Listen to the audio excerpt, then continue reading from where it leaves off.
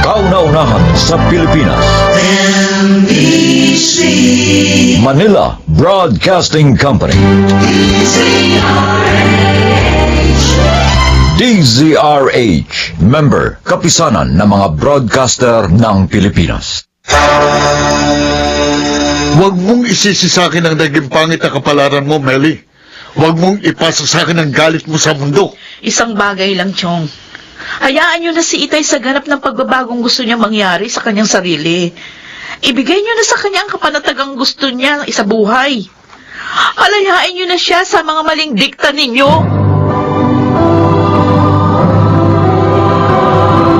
Handog ng DZRH ang tula sa kanyang panahon. Paano nga ba ang pagtalikod sa mga kasalanan? Kailangan bang pagsikapan din ang pagsisisi? Mga kaibigan, narito at ating pakinggan ang naging karanasan ni Dardo sa ating tulang sa kanyang panahon. Paano po, Tay? Tay, mano po? Kaawaan kayo ng Diyos. Pasensya na kayo kung bakit medyo natagalan akong makalabas ng kwarto ko. Matindi na kasi yung kirot nitong aking gout. Hindi ko agad maitayo ang mga paa ko. Tay, wala po kayong dapat iingi ng paumanhin. Nauunawaan po namin ang kalagayan niyo. Ang totoo po, kaya kami narito. Meron sana kami hihinging pabor. Aba, kung kaya ko bang ibigay, bakit hindi? Ano bang pabor yung sinasabi niyo? Hihingin po sana namin sa inyo yung pamamahala sa negosyo yung graba at simento na ibinagsak sa port area. Total, hindi na kayo makapunta sa pier. Kami na po ang hahawak ni Roy. At kabisado naman po namin ng kalakalan sa loob, Tay. Tsaka may potential buyers din po kaming dagdag na masusuplayan. Bukod pa sa mga dati na ninyong katransaksyon. Ay, sige. Kung kaya ba ninyong hawakan, di kayo na mamahala. Kaysa sa ipagkatiwala ko pa sa iba.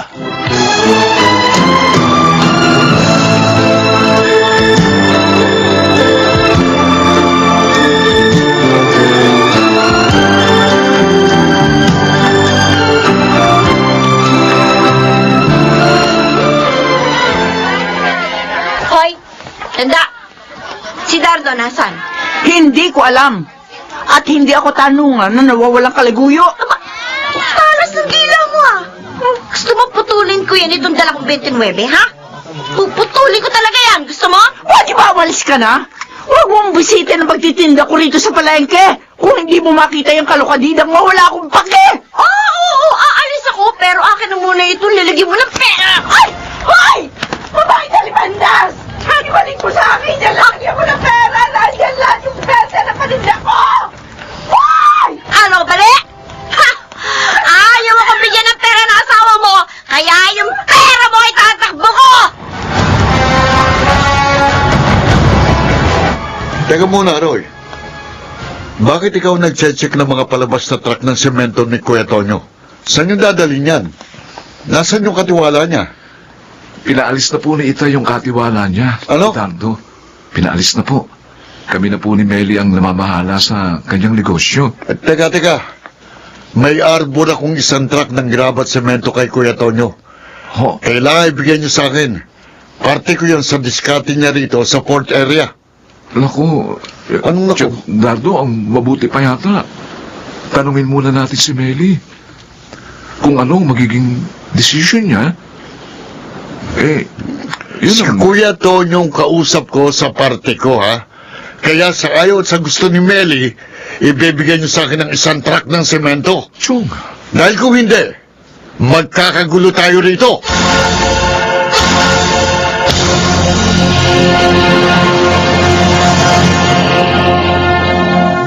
Kuya, bakit naman basta mo na lang ibinigay lahat sa anak mo yung diskarte mo sa port area? Bakit hindi mo na lang sa akin ipinamahala? Total, mas kabisado ko kaysa sa kanilang galawan sa pier. Tama lang na kay Meli ko ipagkatiwala yung paghawak sa ibabagsak ng mga truck ng semento at graba sa pier. Anak ko siya. Mas nasa kanyang karapatan. Isa pa, isang paraan na rin yun ang pagbabayad ko ng atraso sa kanya sa aking mga pagkukulang sa kanya bilang isang ama. Eh, ang problema nga, yung parte kong isang truck ayaw ibigay ng manugang mo. Kinausap ko na ang mag-asawa. Ibibigay nila yung parte mo. Pero huli na yun, Dardo. Ha? Sa susunod na dating ng mga kargamento, hindi ka nakasali sa partihan. Ano? Aba, hindi naman yata tama yung kuya. Dahil simulat sa pool, ako ang kasama mo sa pakikipagtransaksyon sa negosyo mo. Pera na nga ni na Meli at Roy ang umiikot sa mga kargamento. Sila na namumuhunan. Kaya sila na rin ang may desisyon sa lahat ng yon. Pero, Kaya pasalamat ka rin dahil nahirit ko pa sa kanila yung isang truck ng semento na parte mo. Pagkatapos noon, wala na akong maipangangako pa sa iyo, Dardo.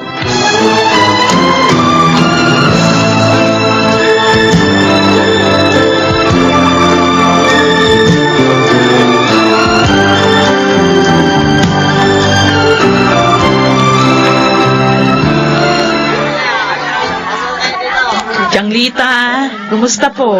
Oy, Meli, ikaw pala.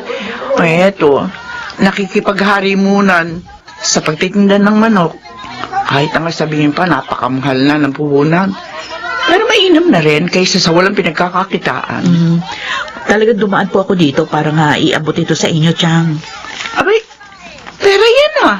Pandagdag puhunan nyo sa mga paninda nyo.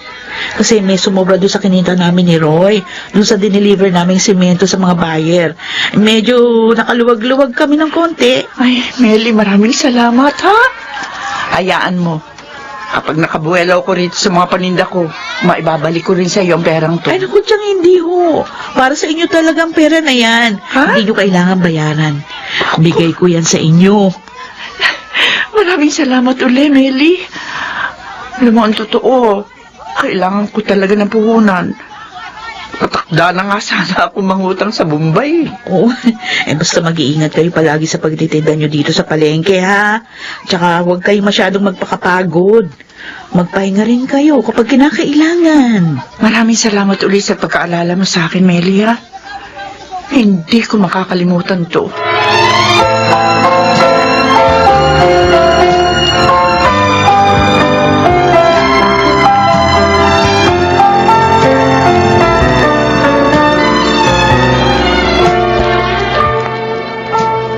Roy! Sandali nga. Siyong Dardo, kayo po pala. Ako nga. Bakit po? Wala naman. Bibigyan lang kita ng ganito. Ano? Ha? Siyong, bakit po? Anong ba? May nagawa po ba ako sa inyong kasalanan? Ikaw ang nagsulsul kay Meli na huwag nang ibigay ang party ko sa mga karikamento, hindi ba? Ha? Ako, Siyong, nagkakamali po kayo. Hindi ko po magagawa yun. At saka, hindi po akong nagdidesisyon sa mga padating na kargamento. Sinungaling! Kung di ko pa alam na sweetie ka rin, ha? Ha? Ha? Isaksak mo sa utak mo, Roy. Hindi pa ipinanganganak ang taong gagago sa akin. Huwag mong subukin ang galit ko kung ayaw mong manghiram ng mukha sa aso.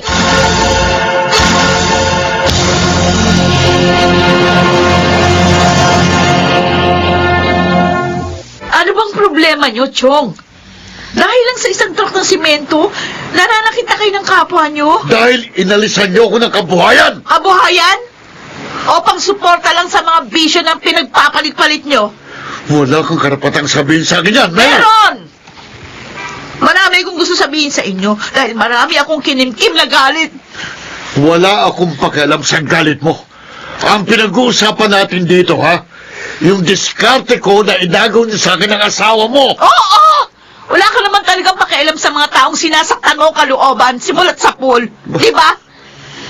Nung susulan mo si Itay na iwan kami at abandonahin, konsensya mo nun? Tinuruan mo siya ng lahat ng kasuklam-suklam na bisyong alam mo. Alak, babae, sugal. No? Nagpasasa ka sa pera ng tatay ko. Hanggang mamatay ang inay sa depresyon. At ako lang naman yung produkto ng pamilyang winasak mo. Hindi ako nakapag-aral. Lahat ng hirap dinanas ko noon.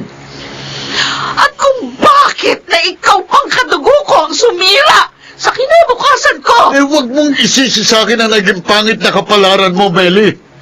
Huwag mong ipasa sa akin ang galit mo sa mundo. Isang bagay lang, Chong. Hayaan niyo na si Itay sa ganap na pagbabagong gusto niyang mangyari sa kanyang sarili. Ibigay niyo na sa kanya ang kapanatagang gusto na niyang isabuhay.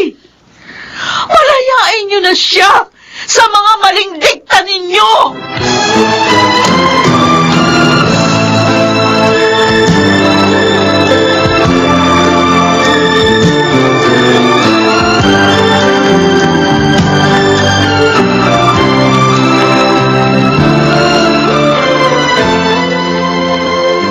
Hoy, Dardo!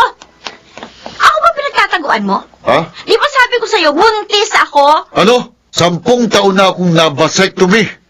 Kaya hanapin mo yung tunay na tatay ng anak mo. Ano? Lulukoyin Ano pa ako ni... vasectomy? Hindi ko alam yon. Hoy! Hoy, Dardo! Ano bang vasectomy yung sinasabi mo? Huwag mo ko iwan dito! Maghanap ka ng lalaking maloloko mo, Miranda! Huwag ako!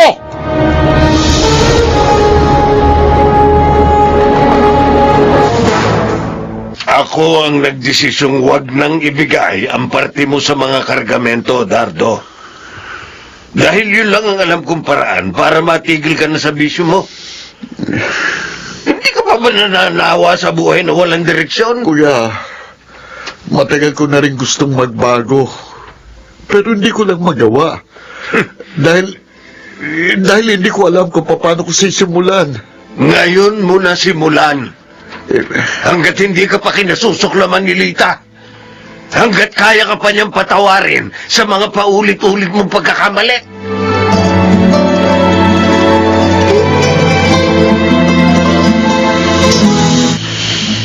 Nang magpabasectomy ka, akala ko nga yun ang hudyat ng pagbabago mo. Naisip ko, Dardo, ayaw mo nang madagdagan pa mga anak mo sa iba't ibang babae. Yun lang. Palagi naman akong bigo sa huli. Pero hindi sa pagkakataong ito, Lita. Gusto ko nang magbago. Ikaw lang naman sa sarili mo makasusumpong sa mga bagay na gusto mong ituwi, Dardo. Ako, nandito lang naman ako palagi. Naghihintay. Umaasam. Haharapin ko ang aking mga pagkakamali. Naging marupok ako sa lahat ng bagay. Marami kong dapat pagsisihan. Pero ngayon, isusuko ko ang lahat sa Diyos.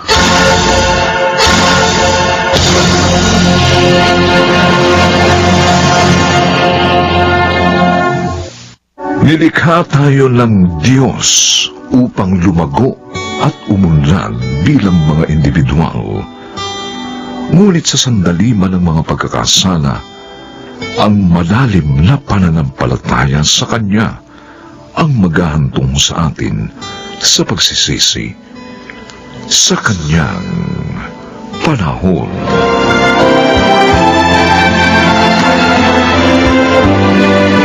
Mga nagsiganap: Phil Cruz, Lionel Benamin, Susan Robles, Rosana Villegas, Chiquit del Carmen Amor at ang inyong lingkod.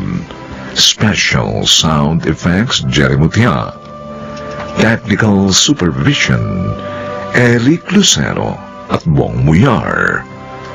Musical Scoring Buboy Salong. Ang kasaysayang ito'y mula sa panulat ni Sel Barnum at sa pinagsamang direksyon ng inyong lingkod June Martin Legaspi at Bobby Cruz sa kanyang panahon.